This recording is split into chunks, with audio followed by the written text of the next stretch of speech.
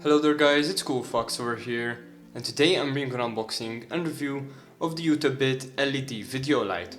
So starting off with the unboxing, as you can see the box itself is quite big. Obviously it needs to keep inside the whole light itself plus a few accessories and also two huge batteries which we will get into later on in this video.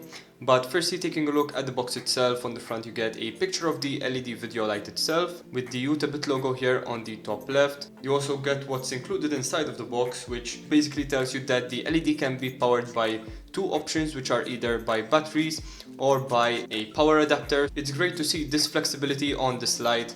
So if you're in a remote place with no socket available, you can easily power this up via batteries. It gets ultra bright, which it does get bright, and we'll get into this later on. The most important thing is here, and that is the Kelvin control. So you get from 3200 Kelvin all the way up to 5600 Kelvin.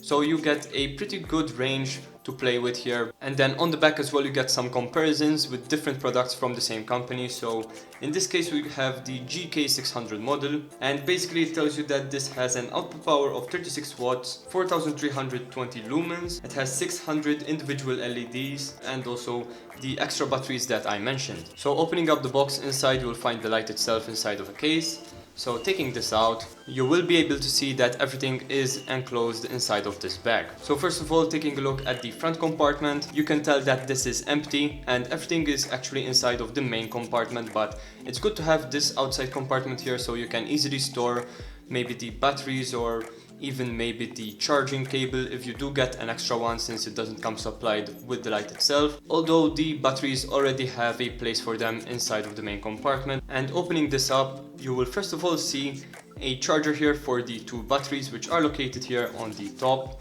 And as you can see, these are quite big, and these are the NPF 750 batteries, which are Sony batteries, and the charger here supports both of them charging at the same time, which is great to see.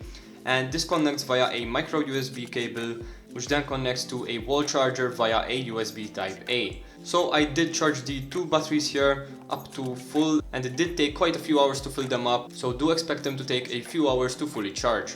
Something else to also keep in mind is that this doesn't only charge the NPF 750 batteries, but it also charges the smaller versions such as the NPF 550. So this is quite nice to have, and if you already use Sony cameras, this will be really good to have. So taking a look at what is left, you get the handheld accessory here, and we will take a look at this later on. You also get the manual and the light itself inside of a sleeve. And lastly you also get this lanyard here, so we will talk about all of this later on.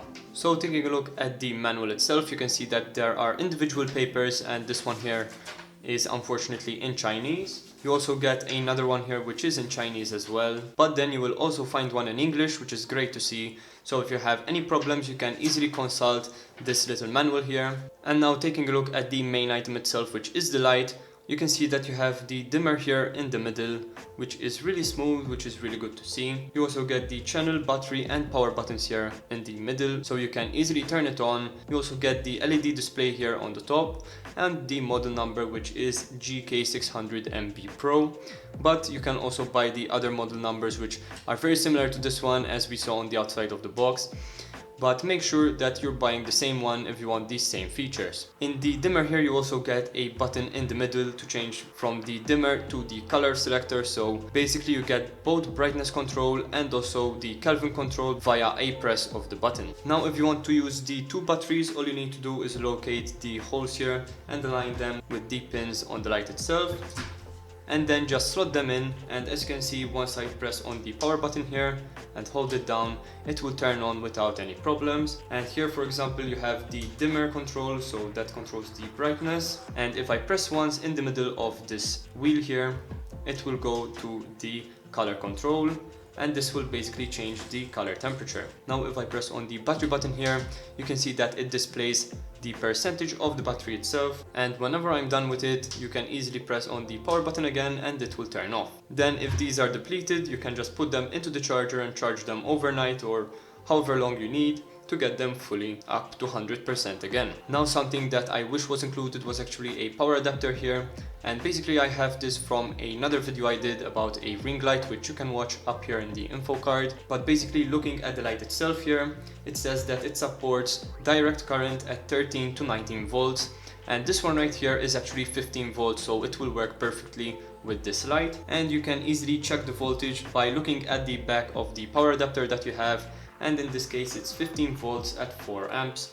And for this you also require this style of connector here, which will easily slot into the power plug on the back. So as you can see right here, the power adapter is connected to the light, and once I press on the power button here, you can see that it turns on without any problem, even without the batteries connected. So in fact, pressing on the battery button here, it displays 75, and this might indicate that it's not receiving the full amount of power, which does make sense as this is a 15 volt power adapter and the maximum it can take is 19 volts. So maybe it is operating at 75% power, which does make sense. So if you want to use the full 100% of power, I would suggest that you get a 19 volt power adapter to make sure that you get the utmost performance from the light itself. And so taking a look at what else is present on this light, you basically get these screws here on the side which control the angle of the holder here, which is pretty standard with these lights. And switching it to the front, you can see the barn doors here as well, and opening them up reveals the 600 LEDs here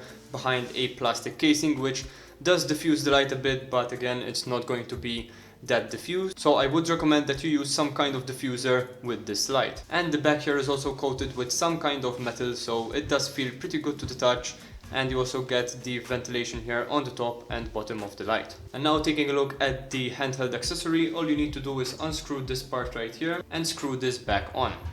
Make sure that it's on tightly, and like that you can just move it around and point it towards wherever you need to shoot.